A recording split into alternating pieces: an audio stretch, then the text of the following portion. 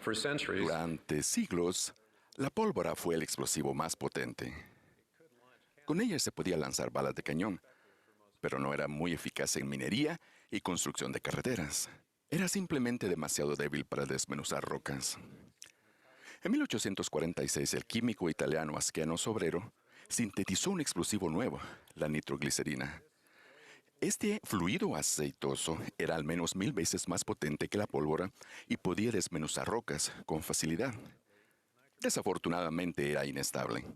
Si se la dejaba caer desde una pequeña altura, explotaba. También se alcanzaba altas alturas.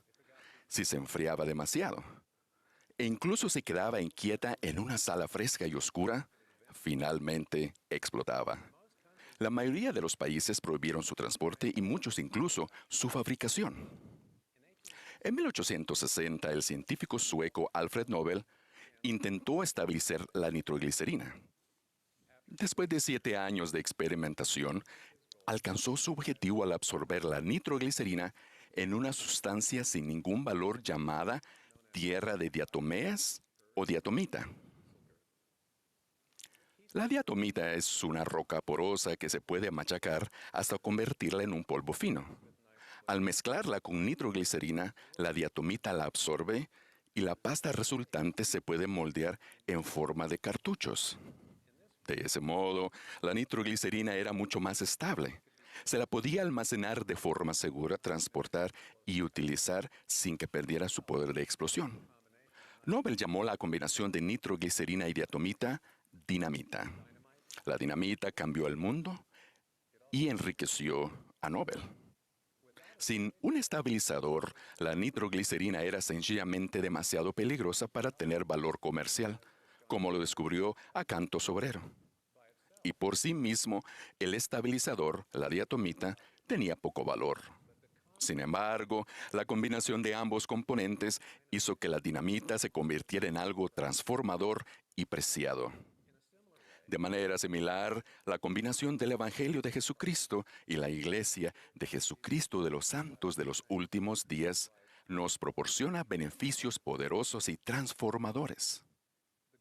El Evangelio es perfecto, pero requiere de una iglesia con mandato divino para predicarlo, mantener su pureza y administrar sus santas ordenanzas con el poder y la autoridad del Salvador. Considera la combinación del Evangelio del Salvador y su iglesia tal como lo ha establecido el profeta Alma del Libro de Mormón. La iglesia era responsable de no predicar nada salvo el arrepentimiento y la fe en el Señor que iba a redimir a su pueblo. Utilizando la autoridad de Dios, la iglesia era responsable de administrar la ordenanza del bautismo en el nombre del Señor, como testimonio de que habían concertado un convenio con Él, de que lo servirían y guardarían sus convenios. Las personas que fueron bautizadas tomaron sobre sí el nombre de Jesucristo, se unieron a su iglesia y recibieron la promesa de un gran poder a través del derramamiento del Espíritu. Las personas se congregaron en las aguas de Mormón para escuchar a Alma predicar el Evangelio. Aunque contemplaron con veneración esas aguas y los bosques circundantes, la iglesia del Señor no era ni un lugar ni un edificio, ni lo es en la actualidad. La iglesia es sencillamente personas normales, discípulos de Jesucristo, congregados y organizados en una estructura divinamente designada que ayuda al Señor a llevar a cabo sus propósitos. La iglesia es el instrumento mediante el cual aprendemos la función central de Jesucristo en el plan del Padre Celestial. La iglesia proporciona el modo autorizado para que las personas participen en las ordenanzas y hagan convenios perdurables con Dios. Guardar esos convenios nos acerca más a Dios, nos da acceso a su poder y nos transforma en lo que Él desea que lleguemos a ser. Al igual que la dinamita sin la nitroglicerina no es especial, la Iglesia del Salvador es especial solo si se fundamenta en su Evangelio. Sin el Evangelio del Salvador y la autoridad para administrar sus ordenanzas, la Iglesia no es extraordinaria. Sin el efecto estabilizador de la diatomita, la nitroglicerina tenía un valor limitado como explosivo. Históricamente demostrado, sin la Iglesia del Señor, el entendimiento por parte del ser humano respecto al Evangelio ha sido igualmente inestable. Ha tendido a desviarse doctrinalmente y ha estado sujeto a la influencia de religiones, culturas y filosofías diferentes. Una amalgama de tales influencias se ha puesto de manifiesto en cada dispensación que ha precedido a esta última. Aunque inicialmente el Evangelio les fue revelado en su pureza, la interpretación y la puesta en práctica de ese Evangelio gradualmente se convirtió en devoción que carecía de su poder porque el marco divinamente autorizado ya no estaba presente. La Iglesia de Jesucristo de los Santos de los Últimos Días habilita el acceso al poder de Dios porque está autorizada por Él para enseñar la doctrina de Cristo como para ofrecer las ordenanzas de salvación y exaltación del Evangelio. El Salvador anhela perdonar nuestros pecados, ayudarnos a acceder a su poder y transformarnos. Él sufrió por nuestros pecados y ansía evitarnos el castigo que de otro modo mereceríamos. Él quiere que lleguemos a ser santos y que seamos perfeccionados en Él.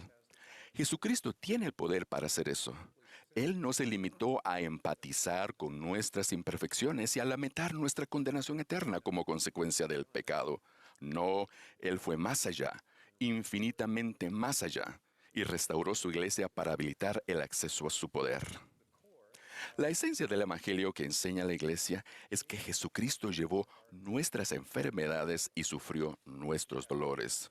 Se cargó en él la iniquidad de todos nosotros.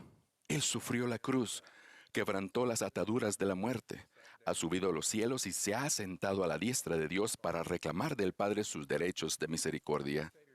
El Salvador hizo todo esto porque ama a su Padre y nos ama a nosotros. Él ya ha pagado el precio infinito, por lo tanto, Él puede reclamar a todos los que tienen fe en Él y aboga por ellos, por nosotros. Jesucristo tan solo quiere que nos arrepintamos y vengamos a Él para que Él pueda justificarnos y santificarnos. En ese deseo, Él es implacable e inmutable. El acceso por convenio a su poder y su amor se provise por medio de su iglesia. La combinación del Evangelio de El Salvador y su iglesia transforma nuestra vida. Transformó la vida de mis abuelos maternos. Mi abuelo Oscar Anderson trabajó en un astillero en Hjörmarsö, una isla del archipiélago de Estocolmo. Su esposa Albertina y sus hijos vivían en la Suecia continental. Cada 2 semanas en sábado, Oscar remaba en su bote hasta su hogar para pasar el fin de semana antes de volver el domingo por la noche. Un día, él escuchó a 2 misioneros americanos predicar el Evangelio restaurado de Jesucristo. Oscar sintió que lo que había escuchado era la verdad pura y se sintió lleno de un gozo indescriptible. La siguiente vez que volvió a casa, le contó a Albertina con entusiasmo acerca de los misioneros. Él le explicó que creía lo que ellos habían enseñado. Le pidió que leyera los folletos que los misioneros le habían entregado y le dijo que no pensaba que ninguno de sus futuros hijos debía ser bautizado de niño. Ella se indignó mucho y tiró los panfletos a la basura. No hablaron mucho más hasta que él regresó al trabajo el domingo por la noche. Tan pronto él se marchó, ella recogió los folletos, comparó detenidamente su doctrina con las enseñanzas de su gastada Biblia. Estaba asombrada de sentir que lo que había leído era verdadero. La siguiente vez que Oscar vino a su casa, fue recibido con una cálida bienvenida, al igual que el libro de Mormón que él traía consigo. Ella lo leyó con gran interés, comparándolo de nuevo con la doctrina de su Biblia.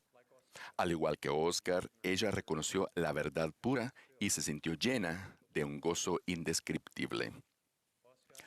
Oscar, Albertina y sus hijos se mudaron a Hjörmarsö para estar cerca de los pocos miembros de la iglesia que había allí. Una semana después de ser bautizados en 1916, Oscar fue llamado a ser el líder del grupo. Como a muchos nuevos conversos, ellos se enfrentaron críticas debido a su nueva fe. Los granjeros locales se negaron a venderles leche, así que Oscar cruzaba el fiordo remando cada día para comprar la leche de un granjero más tolerante. Sin embargo, durante los siguientes años, la cantidad de miembros de la iglesia aumentó, en parte debido al poderoso testimonio y ardiente fervor misional de Albertina. Cuando el grupo llegó a ser una rama, Oscar fue llamado como presidente de la rama. Los miembros de esa rama sentían veneración por esa isla. Era para ellos sus aguas de Mormón, porque fue allí donde llegaron al conocimiento de su Redentor. A lo largo de los años, conforme guardaban su convenio bautismal, Oscar y Albertina fueron transformados por el poder de Jesucristo. Ellos anhelaban hacer más convenios y recibir las bendiciones del templo. Para obtener esas bendiciones, emigraron permanentemente desde su hogar en Suecia hasta Salt Lake City en 1949. Oscar había servido como líder de los miembros de Hurmasu durante 33 años. La combinación de nitroglicerina y diatomita hizo que la dinamita tuviera valor. La combinación del Evangelio de Jesucristo y su iglesia es incalculable. Oscar y Albertina escucharon el Evangelio restaurado porque un profeta de Dios había llamado, asignado y enviado misioneros a Suecia. Por mandato divino, los misioneros enseñaron la doctrina de Cristo y con la autoridad del sacerdocio bautizaron a Oscar y Albertina. Como miembros, Oscar y Albertina siguieron aprendiendo, desarrollándose y sirvieron a otros. Se convirtieron en santos de los últimos días porque guardaron los convenios que habían hecho. El Salvador se refiere a la iglesia de Jesucristo de los santos de los últimos días como mi iglesia, porque Él le ha dado el mandato a ella de llevar a cabo sus propósitos, predicar su evangelio, proporcionar sus ordenanzas y convenios y hacer posible que su poder nos justifique y santifique. Sin su iglesia no hay autoridad, no hay predicación de las verdades reveladas en su nombre. No hay ordenanzas ni convenios, no hay manifestación del poder de la divinidad, no hay transformación en quien Dios quiere que lleguemos a ser y el plan de Dios para sus hijos es desdeñado. La iglesia en esta dispensación es esencial para su plan. Los invito a comprometerse más plenamente con el Salvador, su Evangelio y su iglesia. Al hacerlo, descubrirán que la combinación del Evangelio del Salvador y su iglesia trae poder a sus vidas. Este poder es mucho mayor que el de la dinamita. Este desmenuzará las rocas en su camino y los transformará en herederos del reino de Dios y serán llenos de ese gozo que es inefable y lleno de gloria. En el nombre de Jesucristo. Amén.